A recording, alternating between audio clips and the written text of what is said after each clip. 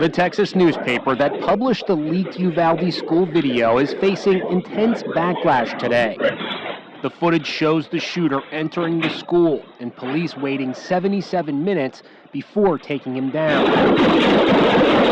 It was obtained by investigative reporter Tony Plahetsky of the Austin American-Statesman and KVUE-TV. This is not a decision that we have taken lightly. We have carefully considered what we are doing here. We know that there will be people out there who maybe do not agree with our decision to air these clips. Several family members are angry that they didn't get to see the video first. To the person that leaked it, screw you. They were going to see this video on Sunday. You did not have to release this and leak it. And I think it's appalling, and you should be ashamed of yourselves for doing that. But others say the criticism is misdirected. And we will not change our minds until we see the result and hear those babies cry for help. That is what we need to see. And I hate to say it, but that's what it's going to need to exact change and protect our babies. The harrowing video begins at 11:28 a.m. as the killer crashes his car outside the school.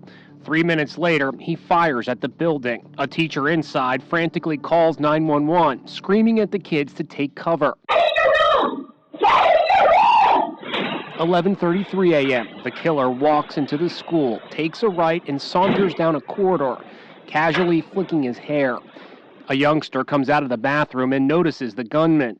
As the rampage begins, the boy turns and runs for cover. We hear multiple bursts of gunfire, but the sound of the children's screams has been removed. 3 minutes later, the first cops arrive. They move in to confront the killer, but are repelled, grazed by bullets. Over the next 20 minutes, more law enforcement officers arrive. We counted 24, crowded into the hallway, heavily armed, wearing helmets, carrying ballistic shields, but they still hung back. The screams of children were scrubbed from the video, which means the officers in the hallway were hearing that too. And yet sitting there. Some moments are triggering pure disbelief. This officer strolls over to the mounted dispenser and sanitizes his hands. Under what world is it okay to use a hand sanitizer while children are screaming and you know that they're in there with a crazy gunman? Two others fist bump and this cop checks his cell phone, but maybe that's understandable. He's reportedly the husband of fourth grade teacher Eva Morales, who called him to say she had been shot. Finally, at 12:50, they make their move. 1 hour and 17 minutes after the nightmare began, it's over. Now the cops must answer why it took so long.